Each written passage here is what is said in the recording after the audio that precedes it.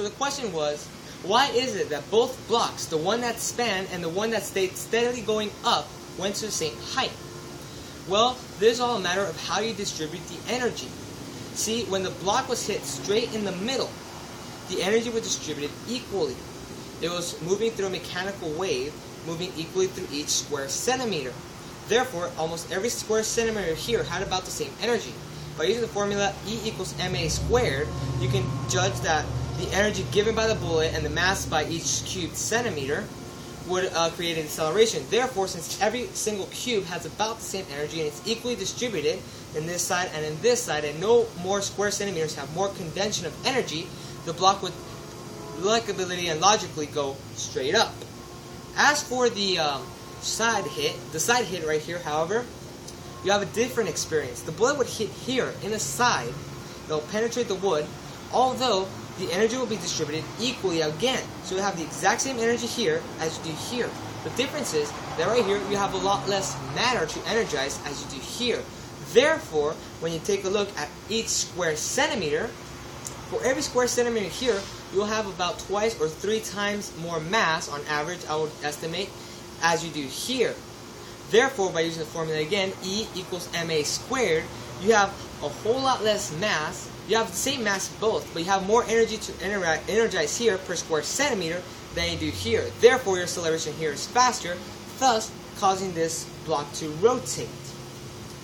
So, even though they both have the same energy, you have the equal amount of energy here, as you do here, the difference is in the condensation of the energy. Because there's more energy condensated here, you'll experience a higher acceleration as you do here.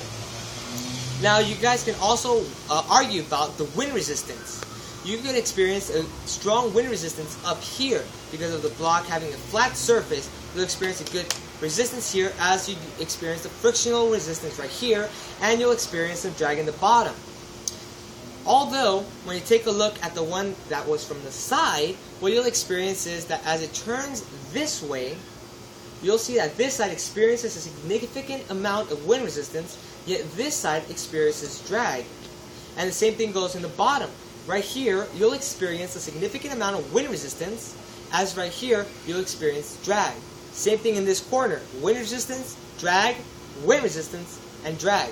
Therefore, in the end, all the forces here acting on a negative scale, all the resisting forces are all equally balanced as the one that was used for the middle shot.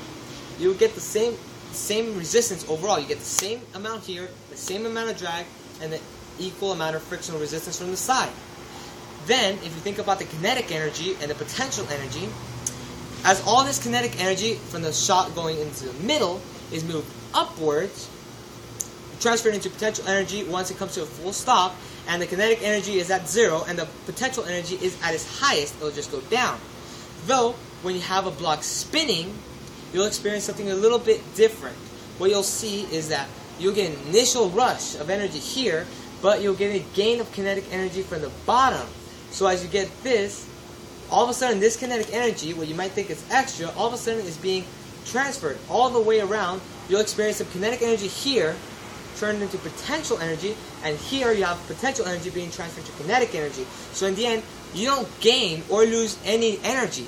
The difference here is that in this block, you have an equal uniform distribution of energy traveling through the block, through this medium right here, causing a significant equal amount of entropy.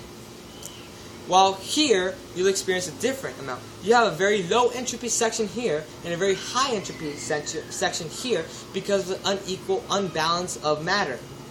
So in the end, what you see here is a distribution of energy. You have an equal distribution of energy causing a uniform acceleration ascension upwards, or an inuniform acceleration upwards, which causes a spin to be in the format.